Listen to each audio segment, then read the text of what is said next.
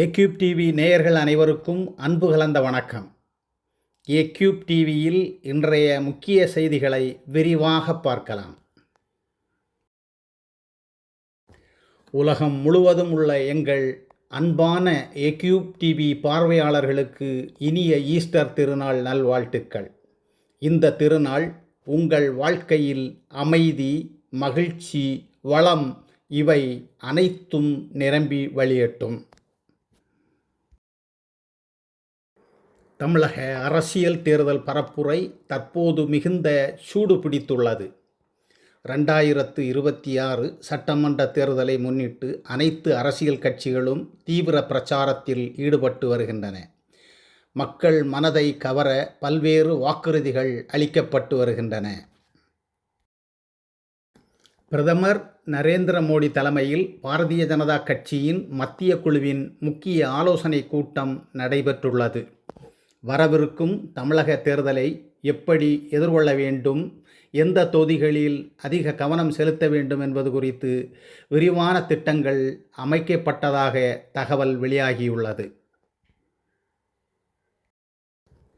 தமிழ் திரைப்பட நடிகரும் அரசியல் தலைவருமான விஜய் தமிழகம் மற்றும் புதுச்சேரியில் நாங்கள் ஆட்சி அமைப்போம் என உறுதியுடன் தெரிவித்துள்ளார். இது அரசியல் வட்டாரத்தில் மட்டுமின்றி இளைஞர்கள் மத்தியில் பெரும் பரபரப்பை ஏற்படுத்தியுள்ளது. அன்புமணி ராமதாஸ் தேர்தல் பரப்புரையில் பேசும்போது திமுக ஆட்சியில் பெண்களுக்கு பாதுகாப்பு இல்லை என கடுமையான குற்றச்சாட்டை முன்வைத்துள்ளார். இந்த கருத்து அரசியல் சூழலை மேலும் தீவிரப்படுத்தியுள்ளது. காங்கிரஸ் கட்சியின் வேட்பாளர் பட்டியல் வெளியான நிலையில் ஜோதிமணி அனுபவமிக்க தலைவர்களுக்கு வாய்ப்பு வழங்கப்படவில்லை என தன் அதிருப்தியை வெளிப்படுத்தியுள்ளார். இதனால் கட்சிக்குள் உள்ள உட்கட்சி பூசல் வெளிச்சத்திற்கு வந்துள்ளது. நாடு முழுவதும் எரிபொருள் விநியோகம் சீராக நடைபெறுகிறதா என்பதை பெட்ரோலியம் மற்றும் இயற்கை எரிவாயு அமைச்சக செயலர் நேரடியாக ஆய்வு செய்துள்ளார். மக்களுக்கு இடையூறு ஏற்படாமல் விநியோகம் நடைபெற வேண்டும் என்பதே இந்த ஆய்வின் நோக்கம் எனவும் கூறினார்.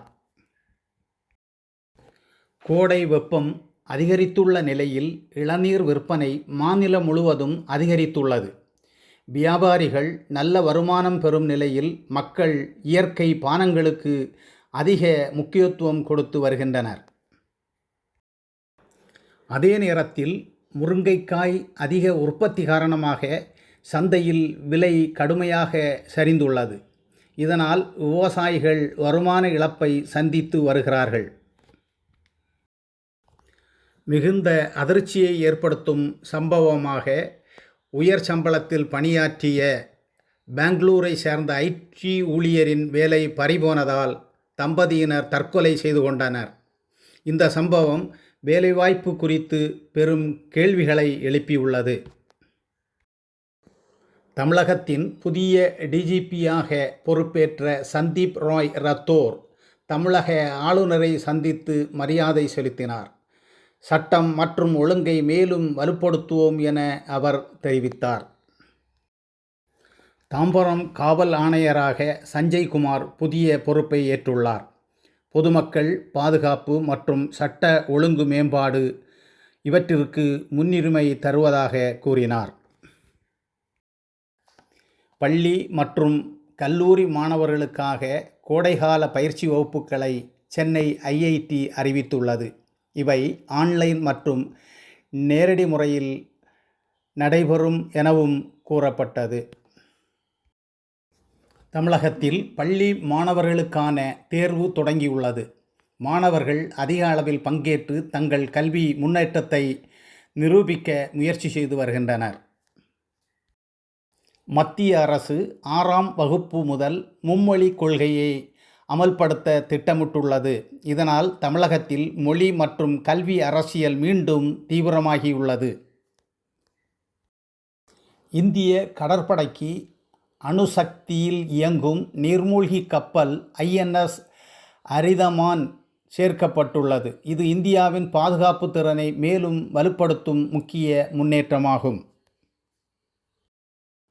வாஷிங்டன் டிசி மேயர் தேர்தலில் தேனியைச் சேர்ந்த தமிழ் இளம்பெண் ரெனி சம்பத் போட்டியிடுவது உலகத் தமிழர்களிடையே பெரும் பெருமையை ஏற்படுத்தியுள்ளது. தமிழக அரசியல், மக்கள் பிரச்சனைகள், தேசிய கொள்கைகள், சர்வதேச செய்திகள் இவை அனைத்தும் இன்றைய முக்கிய செய்திகளில் இடம்பெற்றுள்ளன. இந்த செய்திகளை பற்றி உங்கள் கருத்துக்களை கமெண்டில் பதிவு செய்யுங்கள். வீடியோ பிடித்திருந்தால் லைக் செய்யுங்கள். சேனலை சப்ஸ்கிரைப் செய்ய மறவாதீர்கள். நன்றி, வணக்கம்.